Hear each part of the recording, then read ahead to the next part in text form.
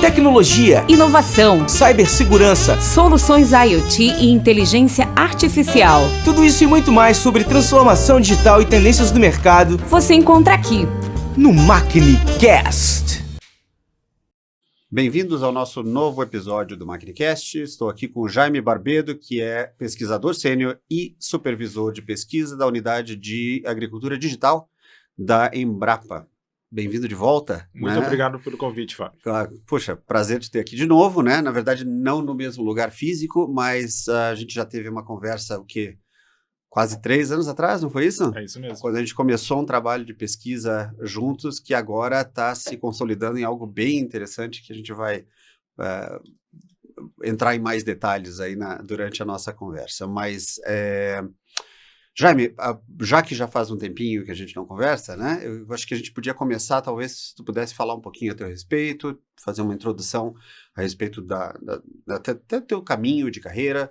E se tu pudesse falar um pouco da Embrapa, né? Porque a Embrapa, a gente que é da tecnologia, quando se aproxima de um instituto como, uma organização como a da Embrapa, é impossível não se surpreender não só com o tamanho, mas até com a variedade e a diversidade de linhas de ação, né, de atividades que vocês fazem e de impacto que vocês têm. Então, isso foi nesse processo, né, de relacionamento que a gente desenvolveu nesse tempo, é algo que eu não canso de me maravilhar. Então, se tu puder falar um pouco, primeiro a teu respeito, mas também a respeito da Embrapa, da qual tu já faz parte há 14 anos, é isso, né? 14 anos. Então, por favor. Bom, eu sou engenheiro eletricista, então eu nunca imaginei que eu iria trabalhar na Embrapa. Para ser honesto, antes de eu entrar para a Embrapa, eu nem sabia muito bem o que a Embrapa fazia. Eu sabia que era ligado à agricultura.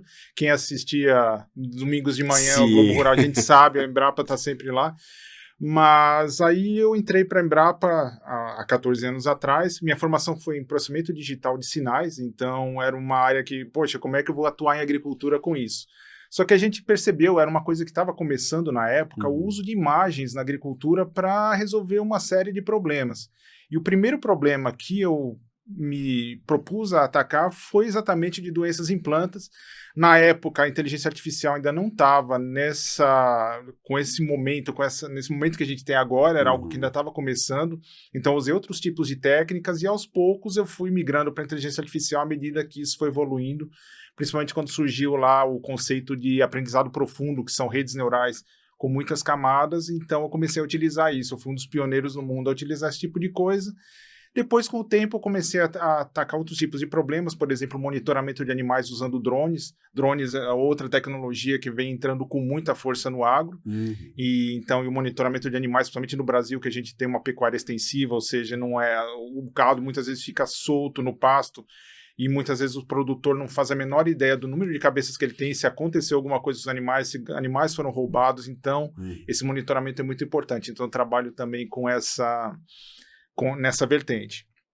Eu trabalho na unidade de agricultura digital, como você colocou, da Embrapa, só que a Embrapa tem 43 unidades diferentes. Uau. Então, a minha é uma unidade temática, existem outros como a Embrapa Instrumentação em São Carlos, que se dedica mais à automação e a maquinários.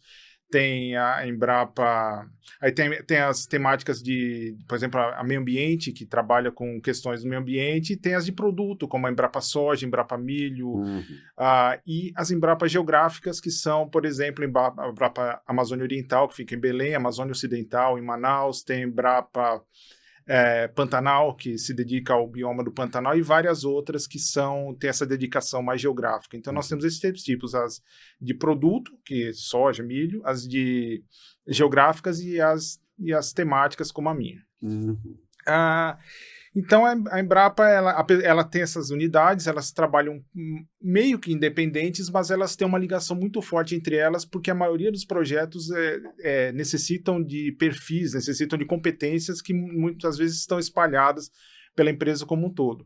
E não só na empresa como um todo, como muitas vezes a gente procura parceiros externos, seja na iniciativa privada, seja no parceiros públicos, para levar adiante esses projetos.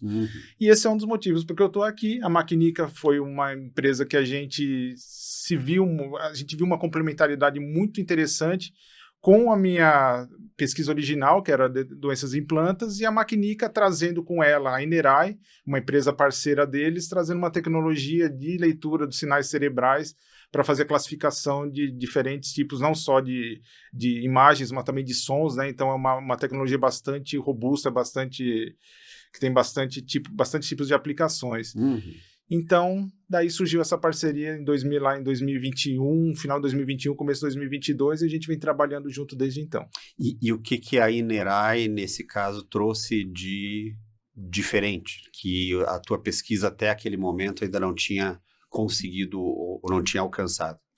Uma coisa que o computador ainda tem muita dificuldade de fazer é emular aquilo que um especialista consegue fazer. Alguém que tem um treinamento de anos sobre um determinado problema, é algo que o computador ainda tem muita dificuldade de fazer. E essa tecnologia da Inerai, ela consegue capturar pelo menos um pouco dessa experiência, porque foi observado que o cérebro ele fica tão treinado, quando a pessoa é muito treinada num determinado problema, fica tão treinado que o cérebro reage antes mesmo da pessoa pensar sobre aquilo que ela está olhando.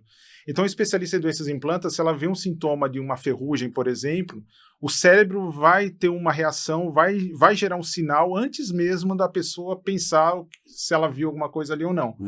E a Inerai explora exatamente isso. Então, quando a gente faz o treinamento desses modelos, a pessoa, o especialista que está ali, tem eletrodos ligados à sua cabeça para fazer a captura desses sinais, e o computador percebe essas excitações do cérebro à medida que imagens são apresentadas para esse especialista. E a ideia é que o ideal é que ele nem pense sobre aquilo que ele está olhando. O cérebro é que vai ter a reação dele sozinho. Então é uma coisa... A grande vantagem disso, além de você explorar esse conhecimento especialista, que muitas vezes é difícil de conseguir, você consegue classificar muitas imagens, que é um problema, às vezes, muito difícil. Esses novos modelos precisam, às vezes, milhões de imagens para funcionar corretamente. E esse tipo de tecnologia, como você consegue apresentar até 3 imagens por segundo, você consegue anotar milhares de imagens assim, num tempo muito mais curto. Então, viabiliza muito mais essas novas tecnologias que estão surgindo. Legal. E aí, dessa conversa inicial e dessa apresentação, né, dessa junção, vamos dizer, né, da expertise da Embrapa nas culturas, né, e a gente trazendo a Inerai como parceiro tecnológico, se identificou milho e soja como os primeiros, vamos dizer, o piloto, né, desse trabalho. E a gente começou a fazer esse treinamento do algoritmo utilizando justamente os especialistas que a Embrapa tem de identificação de doenças para essas duas culturas. Mas o interessante é, se você já tem esses especialistas, para que precisa do algoritmo? O Brasil é um país muito grande. A gente até tem um número de agrônomos bastante grande, só que está muito longe de ser suficiente para atender a todas as pessoas. Grandes produtores normalmente vão ter sua equipe, vão ter seu agrônomo, mas pequenos e médios produtores muitas vezes têm dificuldade de acessar a assistência técnica que ele precisa em tempo hábil. Ele até às vezes consegue, mas pode demorar vários dias e aí pode ser tarde demais para ele tomar alguma ação que evite problemas, que evite prejuízos na sua propriedade. E esse é um problema potencial que acontece em cada safra, cada nova... Sim, claro, né? E isso tem muitos problemas. Primeiro, se a decisão não é tomada em tempo hábil, você vai ter essas perdas. O que acontece muitas vezes é que o produtor, no caso de doenças em particular, tem aquele medo de que vai acontecer alguma coisa, então ele aplica muito mais defensivos do que seria necessário, porque, claro, é melhor eu pecar pelo excesso aqui do que perder toda a minha produção porque uma doença atacou minha lavoura. Só que isso não é ideal, porque isso custa caro, é ruim para o meio ambiente, é ruim para a produção em si. E, claro, o produtor não quer isso. Ele quer aplicar só o suficiente para evitar problemas. Ele não quer aplicar mais, só que ele tem medo e ele acaba aplicando. Com esse aplicativo, não que esse aplicativo vá substituir o agrônomo, no final das contas, o agrônomo é muito importante, só que ele permite que se vá tomando uma decisão de uma maneira muito mais rápida, especialmente se ele não consegue ter acesso a esse especialista facilmente, e o que na maioria das vezes é o caso. Então, é uma ajuda mesmo para esse produtor e para a própria assistência rural, assistência técnica, extensão rural, que eles não têm perna para atender a todo mundo. Então, se ele puder ter esses pequenos extensionistas ali eletrônicos que não estão substituindo ele, mas que ajudam a fazer essa gestão, isso é de extrema importância. Você dá alcance, né, para um conhecimento que é extremamente valioso, né, e que foi desenvolvido né, no decorrer de, sei lá, décadas, né, e que finalmente pode ser democratizado e facilmente acessível para todo mundo. Tu mencionou o aplicativo, e aí acho que vou puxar um pouquinho da brasa para minha sardinha, é onde a Macnica entra, a gente, né, entre o conhecimento da Embrapa e a tecnologia da Inerai, se constrói, né, o algoritmo de inteligência artificial que tem essa capacidade de prever ou de identificar a doença em planta com uma acurácia muito, muito alta, né? Mas como que a gente entrega isso para o produtor, né? Então a Macnica desenvolveu esse aplicativo que vai estar muito, muito em breve aí né, disponibilizado para os produtores em geral, para que eles possam então tirar uma foto da própria planta com o seu celular e usar esse aplicativo para enviar essa foto para o servidor nosso que vai estar rodando esse aplicativo, né? E receber esse retorno imediato, né? Então, ao invés de mandar uma foto para a Embrapa especificamente, né, e aguardar que tenha esse retorno, até porque, como tu falou, tem uma quantidade muito grande, né, de produtores que precisa desse apoio, é como ter, de certa forma, um especialista da Embrapa na palma da mão, né, e a gente ter esse retorno de uma forma mais rápida, mais assertiva, né, com um nível de acurácia bem alto. É isso? É isso mesmo. E a gente, por enquanto, a gente está abordando algumas poucas doenças, porque a gente precisa de muitos dados para que esse aplicativo funcione corretamente. Então, até esse momento, a gente conseguiu bastantes dados para algumas doenças que a gente selecionou que são comercialmente muito importantes, só que a gente está tendo cuidado de ir evoluindo esse aplicativo, então a gente continua validando, a gente sabe que a tecnologia é algo que uma coisa muito delicada de você introduzir de maneira errada, então a gente gosta muito de frisar, a gente está tendo esse cuidado, ela não é uma ferramenta ainda perfeita, só que é uma ferramenta que foi projetada de maneira a sempre poder ser melhorada, conforme os feedbacks, conforme as imagens novas que forem sendo capturadas. Então vai ter essa primeira versão, mas as novas versões vão vir cada vez melhores, cada vez com mais doenças. Ou a gente também tem a intenção de considerar outras culturas, por exemplo, café, algodão, outras culturas de importância comercial e até mesmo fruticultura ou hortifruticultura, né, que também precisa de bastante tecnologia para melhorar essa produção que a gente tem no país e melhorar a nossa produtividade também. Legal. E aí tem essa questão da colaboração, né, que acho que é fundamental, né? Não só a colaboração Macnica, Embrapa e Inerai nesse lado, mas, aliás, só um parênteses rápido para vocês aí, Inerai é empresa israelense, que é parceira da Macnica, que traz, então, essa solução de Brain Tech, que pode ser aplicada na agricultura, que é como a gente está fazendo aqui nesse projeto com a Embrapa, mas tem outras aplicações na indústria, em várias outras áreas, justamente com o uso dessa tecnologia de absorção, de interpretação de ondas cerebrais de especialistas. E a gente até tem um episódio do Macnicast falando mais sobre a Inerai também, entrevistando um dos pesquisadores da própria Inerai. Por favor, deem uma olhadinha, que lá tem mais informações também. Mas do ponto de vista de colaboração, o que eu queria dizer é que, além disso, né, como tu falaste, né, a gente está começando com duas culturas, um número limitado, ainda restrito, de doenças, justamente por causa dessa questão de ter a preocupação com a qualidade daquilo que a gente está entregando, né? Mas o crescimento disso, a expansão disso, também envolve a colaboração do próprio campo, né? De quem está no campo, que vai acabar coletando mais imagens, que vai ajudar também trazendo feedback para nós em relação ao que está sendo entregue no momento, e vai permitir que a gente use essa realimentação para expandir, né, cada vez mais esse aplicativo e fazê-lo cada vez mais útil, né? Tanto no que diz respeito a essas duas culturas, mas também na ampliação, né, de novas culturas e de novas funcionalidades, por que não, né? A gente pode pegar esse mesmo aplicativo e começar a colocar também outras funcionalidades de talvez até outros desenvolvimentos que estejam acontecendo hoje já dentro da Embrapa, né? Sem dúvida. Essa colaboração é absolutamente essencial. Isso vale não só para essa tecnologia nossa aqui, mas para qualquer tecnologia que seja introduzida na agricultura. Se não houver essa parceria com a assistência rural e com os produtores, com os trabalhadores rurais, essa tecnologia vai estar fadada ao fracasso, porque o ambiente agrícola, o campo é um ambiente muito particular, ele tem desafios que muitas vezes uma pessoa que está de fora não consegue compreender. Então, ter essa visão do produtor e esse feedback, esse uso, essa captura de dados é algo essencial e a gente está contando com isso. E a gente já teve casos, no escopo mais limitado, mas tem produtores que já ajudaram a gente, já deram algumas dicas, Legal. A gente já está melhorando a tecnologia de acordo com isso e a gente espera que esse processo continue. Esse é um produto que a gente não espera estar pronto tão cedo. O que eu digo é, isso vai melhorar e quanto mais for usado, melhor ele vai funcionar. E essa é a nossa ideia. Perfeito, perfeito.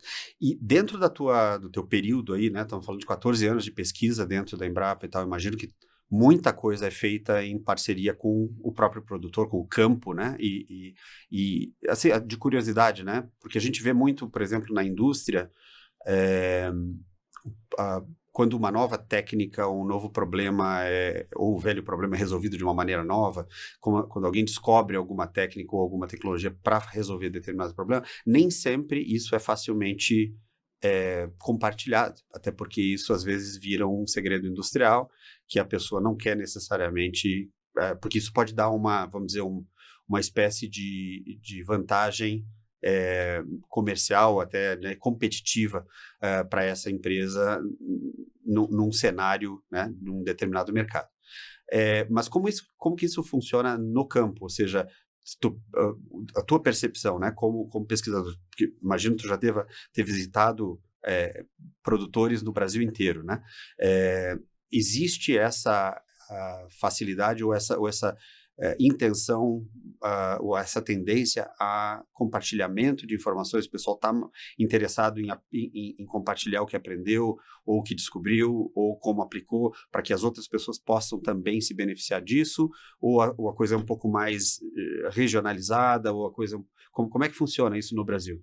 Olha, até não muito tempo atrás era muito fechado. Só que essa tendência da inovação aberta, não só na agricultura, mas de maneira geral, vem aumentando muito. Ou seja, há um compartilhamento não de tudo, mas desse conhecimento mais básico entre todos os players, todos os participantes de um determinado setor, para aí então você ter essa evolução mesmo da resolução dos problemas.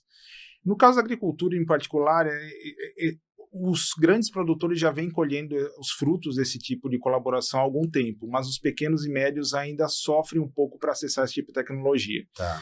Então, eu até gostaria de falar um pouquinho sobre um projeto que a gente tem aqui na Embrapa, do Semear Digital, que é financiado pela FAPESP. A Embrapa é a líder desse projeto, mas nós temos várias outras instituições envolvidas, temos a UFLA, USP-Exalc, temos Inatel de Minas Gerais, temos o CPQD, então temos o IAC, o IEA, que são o Instituto de Economia Agrícola aqui de São Paulo, e o IAC, o Instituto Agronômico de Campinas. Então são parceiros muito fortes com o objetivo de trazer tecnologias digitais, capacitação e conectividade para o campo, com foco nos pequenos e médios produtores. E a gente está atuando no Brasil todo, a gente está atuando em municípios em todas as 5 regiões do país. Uau. E a ideia é ter estudos de caso, a gente aprender com cada diferente tipo de realidade, aprender como é que a gente introduz as tecnologias em cada uma dessas realidades para depois isso poder ser replicado para o Brasil inteiro. Porque o nosso sonho é que todos os produtores tenham acesso às tecnologias, porque no final das contas todo mundo ganha. Isso. Se você produz mais alimento, o alimento vai ser mais barato, vai ser mais acessível para todo mundo, a segurança alimentar aumenta demais, o produtor ganha, vai ficar mais feliz, não vai ter mais tanto êxodo rural, a juventude vai querer ficar no campo porque ela vai ver perspectiva naquilo que ele está fazendo, e o consumidor vai receber alimento de muito melhor qualidade e a um preço acessível. Então esse é o objetivo. Aliás, esse tocou num ponto interessante do êxodo, né, e das gerações novas, né? Quanto que a tecnologia tem de impacto ou de capacidade, né, de segurar essa geração mais nova no campo, né? A gente tem visto estudos e a gente tem visto na prática, a gente conversa com um monte de jovens no campo, eles falam, eu tô indo embora porque eu quero ter aqui na minha casa, aqui no campo, o mesmo conforto, pelo menos acessar o mundo da mesma maneira que eu acessaria na cidade, ter acesso à internet, poder fazer uma pesquisa, poder assistir um Netflix, ou seja, ele quer ter esses confortos também. A vida no campo é dura, mas muitos jovens estão dispostos a ficar lá, se ele tiver também esses confortos e se ele puder também ter tecnologias que ajudem ele a gerir aquela propriedade dele de maneira mais adequada. E a gente já vê alguns casos acontecendo, ainda é incipiente, mas a gente já vê acontecendo. A gente tem casos mesmo no município de Guia Lopes da Laguna, em Mato Grosso do Sul. Tem um produtor que a gente trabalha em parceria com ele, os filhos ficaram com ele. Então lá, Legal. O filho fez faculdade via remoto mesmo, EAD, mas ele tem um conhecimento enorme e ele quer aplicar aquilo na propriedade do pai dele, e ele traz novas ideias para vamos fazer isso, vamos fazer aquilo. E assim, as gerações mais velhas também tem que ter a mente aberta, porque muitas vezes o jovem traz boas ideias que às vezes muda um pouco o jeito. Mas eu fiz isso na minha família a vida inteira. Bom, mas às vezes nem sempre esse é o melhor jeito. Então tem que ter ao invés de ter um conflito de gerações, as gerações trabalharem juntos para melhorar. Colaborarem. E a gente vê acontecendo em muitos casos. Claro, dá para melhorar ainda, mas é algo de extrema importância. E aí tu toca num ponto importantíssimo, que é o da infraestrutura, né? Então, para que isso aconteça e se tenha realmente acesso, da mesma forma que se tem nas cidades, no campo, às facilidades, vamos dizer assim, do mundo moderno, talvez conectividade seja um dos pontos mais críticos, né? Tem a parte de energia também, né? Que também em alguns lugares mais remotos é complicada, mas acho que a conectividade talvez seja o mais complexo dos problemas hoje em dia, ou não? Eu diria que a conectividade hoje virou um bem essencial, quase como água, energia e esgoto. Lá em casa, com certeza. Meu filho pode ficar sem água, mas sem internet ele não fica. Então, quando falta luz, o problema não é que faltou luz, é que não tem internet. Exatamente. Então, é extremamente essencial, só que esse é um desafio muito grande no Brasil, que é um país de dimensões continentais, e você tem áreas, por exemplo, no meio da Amazônia, que são muito difíceis, de muito difícil acesso. Não há um interesse em colocar torres das operadoras em locais como esse, porque a densidade populacional é muito pequena, então as operadoras não têm interesse. Não dá retorno, né? Só que a gente tem que achar maneiras de atender esse pessoal. Existe internet por satélite, por exemplo, o Starlink, que até resolveu um pouco essa situação, preencheu um pouco dessa... Mas ela não tem limitações também, tem limitações. A gente vê em alguns locais que tanta gente aderiu ao Starlink que você já não tem mais banda para atender a todo mundo. Uau. E aí, então, as novas pessoas não conseguem mais aderir, e mesmo as pessoas que já aderiram têm uma internet de baixa qualidade porque está saturado. Aquele link com aquele satélite. Então a gente tem que achar tecnologias de conectividade que funcionem bem as diferentes realidades que a gente encontra dentro do país. E há esforços em relação a isso. Dentro da Embrapa mesmo, a gente tem parceiros da área de conectividade que estão desenvolvendo novos produtos, novas tecnologias que se adaptam, esperamos que se adaptem a essas diferentes realidades que a gente encontra. Então, está sendo feito pesquisa, está sendo feito um esforço, só que ainda é um longo caminho a ser trilhado para a gente ter internet, especialmente na parte produtiva, no campo mesmo. Sim. Porque a gente viu depois da pandemia que nas casas, em muitos municípios, na maioria dos municípios do Brasil, as casas já são atendidas por fibra ótica mesmo. Os provedores locais se mexeram, viram uma oportunidade de mercado e conseguiram fazer isso. Então, não está tão ruim a situação nesse ponto das pessoas terem internet nas suas casas. Mas para você ter uma rede de sensores, ter tecnologias modernas no campo mesmo, onde está sendo produzido, normalmente você não tem sinal lá. E aí esse é um problema, isso limita muito o acesso a essas tecnologias que vêm sendo desenvolvidas. Então, isso é essencial que você tenha uma cobertura que realmente pegue a parte produtiva também, não só as casas dos produtores. Sim, sim. A gente tem feito também algumas conversas com parceiros a respeito de 5G, até o 5G privado, né? E essas iniciativas, isso vocês têm visto mais alguma coisa nesse sentido de evolução para... Sim, redes privadas de 5G e outras... tecnologia 5G, por exemplo, 5G de baixa frequência. Tá. Que quando você diminui a frequência da tua onda, você consegue ter um alcance maior. Você tem uma banda um pouco menor, mas você consegue alcançar uma área muito maior. Perfeito. E claro, você não vai ter aquela banda enorme que você tem no 5G da cidade, mas para quem não tem nada, você tem uma banda ali que consiga atender pelo menos as necessidades básicas, já faz uma diferença enorme. Sim. Então, a gente vê esse tipo de coisa acontecendo sim, e tem outras tecnologias que a gente nem imagina, que o espectro de frequência, aí, o espectro eletromagnético está aí para ser explorado, e as empresas, muitas elas têm olho no agro também, porque é uma necessidade muito grande e ainda é algo que está muito incipiente. A gente fala de Brasil, mas se você vai para outros lugares como a África ou com outros locais com uma grande quantidade de locais de difícil acesso como o nosso, tem, assim, de bilhões de pessoas ainda que estão fora dessa realidade que poderiam ser atendidas por esse tipo de tecnologia. Eu entendo que a Embrapa ela já fez, já causou um impacto positivo gigantesco ao longo desses anos todos, essas décadas todas, inclusive no que diz respeito à parte de produtividade mesmo, né? Regiões onde não se produzia uma determinada cultura, hoje é possível produzir justamente por causa de todo esse trabalho feito de pesquisa feito pela Embrapa. Mas, do ponto de vista de tecnologia propriamente dito, não sei se tu tens uma visão de outros países, como que está isso e como que o Brasil se compara, vamos dizer, com os demais países no que diz respeito à adoção de tecnologias na parte do agro. Assim, a gente está na linha de frente no desenvolvimento de tecnologias para o agro. Eu diria que sim, junto com a Europa, com a China, Estados Unidos, Austrália, Japão, são países que têm uma tradição de criação de tecnologias agrícolas.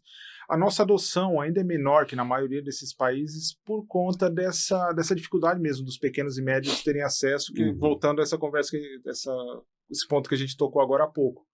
Precisa de tecnologias que sejam acessíveis tanto do ponto de vista de custo quanto da realidade que aquele produtor enfrenta. Certo. Ele não vai comprar uma máquina, uma colhedora de R$1 milhão para colocar na propriedade dele de 10 hectares, não faz nenhum sentido. Ele precisa de tecnologias que também escalem de acordo com aquela realidade que ele vive. E então é isso que a gente precisa avançar mais, porque na parte tecnológica, na parte de soluções, a gente vê muitas iniciativas acontecendo, muita coisa vem surgindo aí, mas ainda é necessário um esforço maior para pular essa vala que existe entre as tecnologias que foram criadas e as reais necessidades da maioria dos nossos produtores. Eu não lembro exatamente o número de pequenos e médios produtores no Brasil, mas é na casa dos 5, 6 milhões de produtores, então é algo assim, é mais do que a maioria da população da maioria dos países do mundo, então é algo que a gente precisa considerar. Sem dúvida. Mas no caso específico do pequeno e médio produtor no Brasil, a questão de custo pega muito, né? Aqui no país que a gente vive, com a realidade que a gente tem, e ainda mais com essa questão das dimensões continentais que a gente tem também, que muitos deles estão operando, vamos dizer, em áreas bastante remotas, né? Mas, ao mesmo tempo, tem muita tecnologia sendo desenvolvida, né, no Brasil e fora, né? Mas tu falou da vala, né, do gap que existe, né, do buraco que existe, a gente tem que construir essa ponte, né? Qual que é a maneira, né, como que a gente encurta esse caminho de garantir que as novas tecnologias, elas estão alinhadas com as necessidades reais, né, que, vamos dizer, principalmente os pequenos e médios produtores, que são, né, o grande número, né, de produtores no Brasil tem hoje em dia, né? Uma lição que a gente tirou desses projetos que a gente tem feito é que todos os atores da cadeia produtiva têm que estar envolvidos, engajados com esse objetivo. E isso vai desde o banco que dá o empréstimo, que faz o financiamento agrícola, até a ponta lá, o produtor, todos têm que ter essa visão de que é possível sim você preencher esse vazio que tem aí no meio. Essa iniciativa como a nossa, por exemplo, de você ter uma parceria público-privada mesmo, dos dois lados, fazendo um esforço para que é uma tecnologia que a gente tem sempre em mente que vai ser viável, que vai ser acessível a esse produtor que mais pode se beneficiar disso, é importante. assistência que rural... traga um ganho real, né? Que traga um ganho impacto real, exatamente. Porque mesmo que seja gratuito, se não trouxer nenhum ganho real, o produtor não vai querer perder tempo com aquilo. Exato. E é um esforço perdido, mas não é isso que a gente quer. E o foco é outro. É a gente trazer realmente ganhos reais.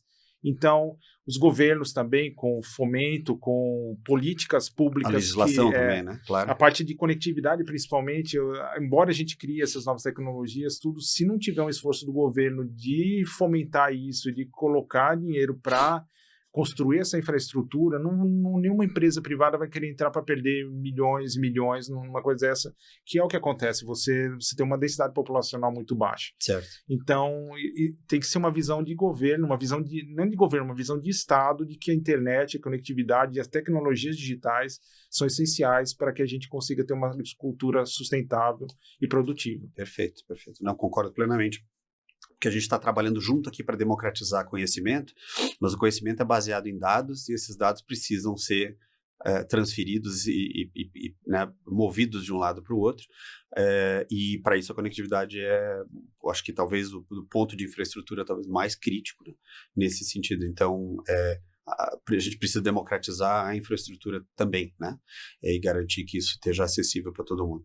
Então, assim, eu estou muito animado com esse projeto que a gente está tocando, porque a gente está agora saindo essa primeira versão, que ainda é uma versão, vamos dizer, bem inicial, de teste, de validação, de buscar feedback também do campo e tal, para a gente poder crescer cada vez mais, mas é justamente pelo impacto, pelo fato de que a gente sabe que justamente o pequeno e médio produtor vai ter acesso, eles vão ter acesso a uma tecnologia que até pouco tempo atrás não existia, né? E que isso seja o começo aí de várias iniciativas que a gente possa tocar juntos, né? E é uma parceria não só entre a Embrapa e a Macnic, mas uma parceria nossa com o produtor. A gente precisa da ajuda do produtor, dos potenciais usuários dessa tecnologia, que falem para a gente, não, isso aqui não está legal, muda isso aqui, melhora aqui está bom, faz isso aqui. A gente precisa desse feedback, porque a gente quer mesmo que não seja um elefante branco, a gente quer uma coisa que funcione e que traga benefícios para o produtor. Então, é uma parceria, como falei, os atores têm que estar sempre mirando o mesmo objetivo para a gente chegar a uma mudança real na realidade, que a gente sabe que a realidade é difícil e no campo é mais difícil ainda, só que a gente está fazendo a nossa partezinha aí para tentar melhorar isso aí. Legal, não, maravilha. E assim, para nós, a gente quer ver esse sucesso acontecendo no Brasil primeiro, mas a Macnica como um todo está muito interessada em aplicar essa tecnologia em parceria, claro, com a Embrapa, no resto do mundo, né? Então, o próprio Japão está muitíssimo interessado em ver isso muito bem implementado e bem consolidado para a gente poder levar isso para outros lugares, né? Perfeito. Tá bom? Muito, muito obrigado por voltar aqui e a gente provavelmente vai ter novidades em breve aí, à medida que, né, que o aplicativo vai para o mercado e que as pessoas começam a usar e talvez a gente possa usar isso para bater mais um papo, até para trazer esses resultados, esse feedback, né, e mostrar para onde é que a gente está indo juntos. Com certeza, é sempre um prazer. Obrigado, Jaime. Tecnologia, inovação, cibersegurança, soluções IoT e inteligência artificial. tudo isso e muito mais sobre transformação digital e tendências do mercado Você encontra aqui. no MacniCast.